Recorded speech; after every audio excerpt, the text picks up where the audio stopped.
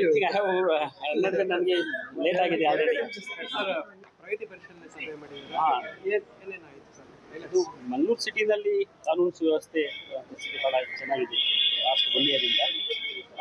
ಮುಂದಿನ ದಿನಗಳಲ್ಲೂ ಸಹ ಇದೇ ರೀತಿ ಒಂದು ಏನು ಒಳ್ಳೆ ಕೆಲಸ ಆಯಿತು ನಗರ ಪೊಲೀಸ್ ಕಮಿಷನರ್ ಮತ್ತು ಬೇರೆ ಅಧಿಕಾರಿಗಳು ಮಾಡ್ತಾ ಇದ್ದಾರೆ, ಅದನ್ನು ಮುಂದುವರಿಸಬೇಕು ಅಂತ.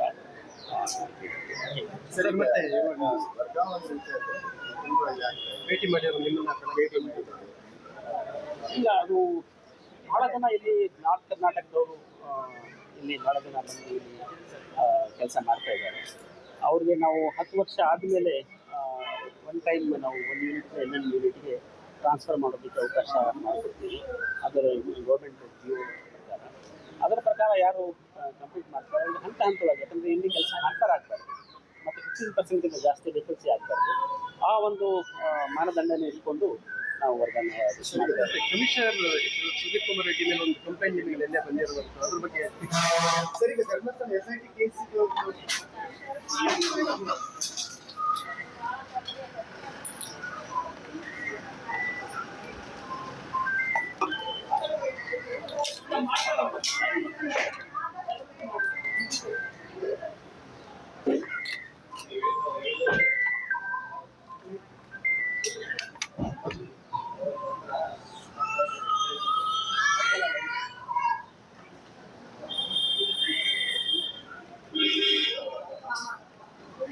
Yes, sir.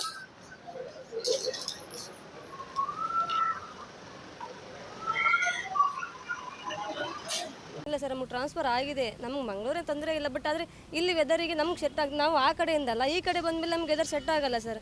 ಅಂದರೆ ನಮ್ಗೆ ಆ ಕಡೆ ಆಹಾರನೇ ಬೇರೆ, ಇಲ್ಲಿ ಆಹಾರನೇ ಬೇರೆ. ನಮಗೆ ಇಲ್ಲಿ ಆಹಾರ ಒಟ್ಟು ಸೆಟ್ಟೇ ಆಗ್ತಿಲ್ಲ ಸರ್. ಅದರಿಂದ ಹೆಲ್ತ್ ಇಶ್ಯೂಸ್ ತುಂಬ ಆಗ್ತಿದೆ. ಮನೆಯಲ್ಲಿ ವಯಸ್ಸಾದವರು ಇದ್ದಾರೆ ಸರ್, ಅವ್ರಿಗೆ ಊಟಕ್ಕೆ ಮಾಡೋರು ಯಾರಿಲ್ಲ ಸರ್. ಇರೋದು ಒಬ್ಬ ಮಗ, ಒಬ್ಬ ಸೊಸೆ. ಇಲ್ಲಿ ಬಂದು ಕೂತ್ರೆ ಅವ್ರಿಗೆ ಹೊಟ್ಟೆಗೆ ಯಾರು ಮಾಡಿ ಹಾಕ್ತಾರೆ ಸರ್? ಅದು ಮೇನ್ ತೊಂದರೆ ಆಗ್ತಿರೋದು ಅಲ್ಲಿ ಸರ್. ಅವ್ರ ಹತ್ರ ನೀವು ಯಾವಾಗ ಬರ್ತೀರಮ್ಮ, ಯಾವಾಗ ಬರ್ತೀರಿ, ಅವ್ರು ಹಾಗೆ ಹಾಸಿಗೆ ಇರೋದು. ಅವರಿಗೆ ತುಂಬ ಆಪ್ರೇಷನ್ಸು, ಅದು ವಯಸ್ಸಾದ ಮೇಲೆ ಕಾಮನ್ ಸರ್, ಅದು ಆಪ್ರೇಷನ್ನು ಅದು ಇದೆಲ್ಲ. ಅವ್ರಿಗೆ ಹೊಟ್ಟೆಗಾದ್ರೂ ಅವ್ರಿಗೆ ಇಲ್ಲಿಗೆ ಬರಬೇಕಾದ್ರೆ ಜರ್ನಿ ಆಗಲ್ಲ ಸರ್. ಅಲ್ಲಿಂದ ಇಲ್ಲಿ ಬರಬೇಕು, ಇಲ್ಲಾಂದ್ರೆ ಒಂದು 800 ಕಿಲೋಮೀಟರ್ ಆದರೂ ಇದೆ ಸರ್. ಅಲ್ಲಿಂದ ಜರ್ನಿ ಮಾಡೋದ್ರೆ ಕಷ್ಟ ಆಗುತ್ತೆ ಸರ್. ಹೋಗಬೇಕು ಬರಬೇಕಾದ್ರೆ ತುಂಬ ಹೆವಿ ಅಂದರೆ ಹೆವಿ ಕಷ್ಟ ಆಗುತ್ತೆ ಸರ್. ನಮಗೆ ಏನಿಲ್ಲ ಸರ್, ನಮಗೆ ಏನು ಹೇಳೋದಿಲ್ಲ ಕೇಳಿ ಸರ್. ಫಕ್ತ ನಮ್ಗೆ ರಿಲೀವ್ ಇಟ್ ಮಾಡಿದ್ರೆ ಸಾಕು ಸರ್. ನಮಗೆ ನಮ್ಮ ಊರಿಗೆ ಅಂತ ಬೇಡ ಸರ್, ನಮ್ಮ ಡಿಸ್ಟಿಕಲ್ಲಿ ಕೊಟ್ಟರೆ ಸಾಕು ಸರ್. ಎಲ್ಲಾದರೂ ಕೊಡಲಿ, ನಮ್ಮ ಡಿಸ್ಟಿಕ್ ಅಂದರೆ ಹತ್ತಿರ ಆಗುತ್ತಲ್ಲ ಸರ್, ಸ್ವಲ್ಪ ಆದರೂ ಹೆಲ್ಪ್ ಆಗುತ್ತಲ್ಲ ವಯಸ್ಸಾದವರಿಗೆ ಅಂತ. ಅವ್ರು ಡಿಸ್ಟಿಕಲ್ಲಿ ಆದರೆ ಅವ್ರಿಗೆ ವೆದರ್ ಸೆಟ್ ಆಗ್ಬೋದು ಸರ್. ಇಲ್ಲಾದರೆ ವೆದರ್ ಸೆಟ್ ಆಗಲ್ಲ ಸರ್. ಅವ್ರಿಗೆ ನಾವು ಅದು ಸೆಟ್ ಮಾಡ್ಕೋತೀವಿ, ಬಟ್ ಆ ವಯಸ್ಸಾದವ್ರು ಏನು ಮಾಡಬೇಕು ಸರ್? ಅಷ್ಟೇ ಸರ್. ನಮಗೂ ತುಂಬ ಹೆಲ್ತ್ ಇಶ್ಯೂ ಇದೆ ಸರ್. ಇಲ್ಲಿ ನಾವು ಹಾಸ್ಪಿಟಲ್ ತೋರಿಸಿದ್ರೆ ಇಲ್ಲಿ ಒಂದು 3 ತಿಂಗಳು ಇರ್ತೀವಿ, ಆಮೇಲೆ ಊರ ಕಡೆ ಹೋಗಲೇಬೇಕಲ್ಲ ಸರ್. ಹಬ್ಬ ಹುಣ್ಣು ಏನಾದರೂ ಬಂದರೆ ಊರ ಕಡೆ ಹೋಗ್ತೀವಿ ಸರ್. ಅಲ್ಲಿ ಹೋದರೆ ಅಲ್ಲಿ ಹೆವಿ ಆಗುತ್ತೆ ಸರ್. ಇಲ್ಲಿ ಕಮ್ಮಿ ಆಗಿದೆ, ಮತ್ತೆ ಅಲ್ಲಿ ಹೋಗಿ ಜಾಸ್ತಿ ಆಗುತ್ತೆ.